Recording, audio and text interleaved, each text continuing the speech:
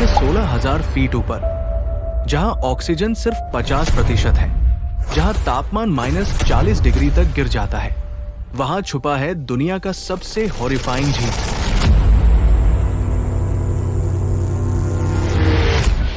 सन 1942 की बात है। ब्रिटिश फॉरेस्ट रेंजर एज के मधवाल रूटीन पेट्रोल पर था। अचानक उसकी नजर पड़ी झील के क्रिस्टल क्लियर पानी में, और जो उसने देखा, उसके होश उड़ गए।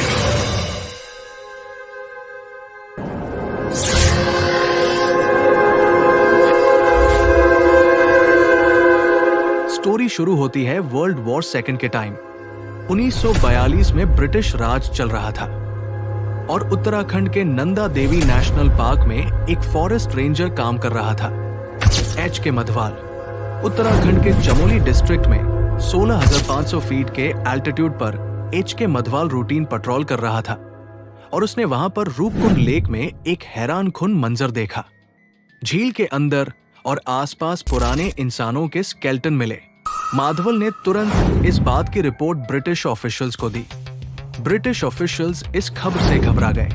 उन्हें लगा कि शायद ये जापानीज आर्मी का सीक्रेट इन्वेजन हो सकता है। लेकिन जब इन्वेस्टिगेशन शुरू हुई तो सच और भी ज्यादा शॉकिंग निकला। सर्वे में 500 से 600 स्केल्टन्स मिले। कुछ बॉडीज में अभी भी फ्लेश, हेयर, नेल्स और क्लोथिंग पीसेस अटैच थे। और दोस्तों, सबसे हैरान कर देने वाली बात यह है कि बर्फ और ठंडी हवा ने उन स्केल्टन्स को हजारों साल तक बिल्कुल संभाल कर रखा था। यह डिस्कवरी इतनी शॉकिंग थी कि न्यूज इंटरनेशनल लेवल तक पहुंची। लेकिन असली मिस्ट्री अभी शुरू भी नहीं हुई थी। रूपकुंड लेक माइटी त्रिशूल पीक से घिरी हुई है। नंदा घुंटी और चौखंबा रेंज के बीच एकदम एक नेचुरल स्टेडियम जैसा फॉर्मेशन बनाती है। ये एक ग्लेशियर लेक है जो हजारों साल पहले बनी थी। इसका साइज लगभग 40 मीटर अक्रॉस है और सर्दियों में ये पूरी तरह से फ्रीज हो जाती है। यहाँ पहुंचने के लिए 8 दिन का चैलेंजिंग ट्रैक करना पड़ता है। सबसे इंपॉर्टेंट बात, यहाँ वेदर अचानक बदल जाता है।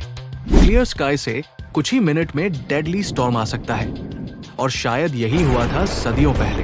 2004 में नेशनल जियोग्राफिक और इंडियन साइंटिस्ट्स का जॉइंट एक्सपेडिशन इस जगह पर गया। लीडिंग एक्सपर्ट थे doctor Subhash Walimbe from Deccan college. 200 से ज्यादा स्केल्टन्स का डिटेल्ड एनालिसिस किया गया, और जो रिजल्ट्स सामने आए वो एब्सोल्युटली माइंड ब्लोइंग थे। फर्स्ट शॉकिंग रेवलेशन ये थी कि बॉडीज लगभग 1200 साल पुरानी। इस रिसर्च के मुताबिक cause of death blunt force trauma to head and shoulders था। हर स्कल में लार्ज और राउंड फ्रैक्चर्स पाए गए, एग्जैक्टली क्रिकेट बॉल के साइज के इम्पैक्ट्स। साइंटिस्ट्स ने कंक्लूड किया क्रिकेट बॉल साइज के हेलस्टोन्स ने सडन अटैक किया। अब सवाल यह है कि हेलस्टॉर्म थ्योरी कितनी एक्यूरेट है। तो देखो, फॉरेंसिक एक्सपर्ट्स ने हर एक इंजरी को माइक्रोस्कोपिकली स्टडी किया। हर स्कल पर राउंड इम्पैक्ट मार्क्स पाए गए जो कि हेलस्टोन से आए होंगे, और साथ ही में शोल्डर्स और आर्म्स पर डिफेंसिव इंजरीज पाई गई। यानी डिफेंस के लिए उन्होंने शायद अपनी आर्म्स का इस्तेमाल किया होगा। एक और बात यहाँ पर क्लियर होती है कि कोई वायलेंस वहां पर नहीं हुई होगी, क्योंकि कोई शार्प वेपन वाउंड नहीं पाया गया। हिमालयस में sudden severe weather changes common है, स्पेशली मॉनसून सीजन में। जब वार्म एयर अचानक फ्रीजिंग एल्टीट्यूड से मिलती है तो रिजल्ट होते हैं डेडली हेलस्टॉर्म्स। 9 इंच सर्कमफ्रेंस के हेलस्टोन्स जब टर्मिनल वेलोसिटी पर गिरेंगे, और वो भी उस जगह जहां के नॉर्मल कंडीशंस भी इंसानी जिस्म के लिए ठीक नहीं, तो डेफिनेटली एस्केप इम्पॉसिबल होगा। इस थ्योरी का कंक्लूजन ये है कि रूपकुंड के स्केल्टन्स की मौत इंसान के हाथों नहीं, बल्कि प्रकृति के एक महाघातक हेलस्टॉर्म के हाथों हुई थी। लेकिन दोस्तों, 2019 में हार्वर्ड यूनिवर्सिटी के साइंटिस्ट्स ने डीएनए एनालिसिस किया, और जो रेवलेशन आई उसने पूरी थ्योरी चेंज कर दी। 38 स्केल्टन्स के जेनम वाइड एनालिसिस के बाद इन्हें 3 डिस्टिंक्ट ग्रुप्स में बांटा गया। ग्रुप 1 में 23 स्केल्टन्स रखे गए जो साउथ एशियन एंसेस्ट्री से बिलोंग करते थे। ग्रुप 2 में 14 स्केल्टन्स रखे गए जो ईस्टर्न मेडिटेरेनियन एंसेस्ट्री से बिलोंग करते थे।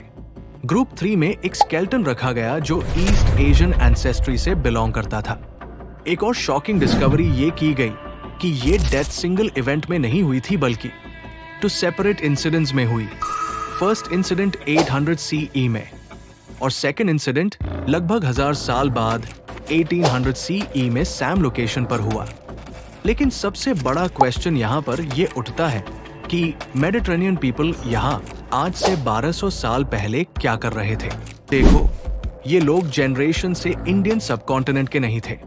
उनके जेनेटिक मार्कर्स डायरेक्टली ग्रीस से मैच होते हैं। मतलब ये लोग रीसेंट माइग्रेंट्स थे जो मेडिटेरेनियन से निकले थे। हिमालयस जैसे खतरनाक रीजन में आने की वजह किसी को पता तो नहीं है, लेकिन इसके लिए एक्सपर्ट्स ने 3 बड़ी थ्योरीज दी है। Theory number 1, ancient pilgrimage. ये लोग शायद स्पिरिचुअल जर्नी पर थे, शायद नंदा देवी राज जाट राउट से जुड़े हुए थे, जहां फॉरेन ट्रैवलर्स अपनी धार्मिक यात्रा पर निकलते थे। Theory number 2, trade expedition. ये एक मेडिटेरेनियन ट्रेड ग्रुप हो सकता था जो इंडिया के नए ट्रेड राउट्स एक्सप्लोर कर रहा था। शायद ये लोग प्रेशियस स्टोन्स, स्पाइसेस और एक्सोटिक कमोडिटीज के लिए आए थे। Theory number 3, refugee migration.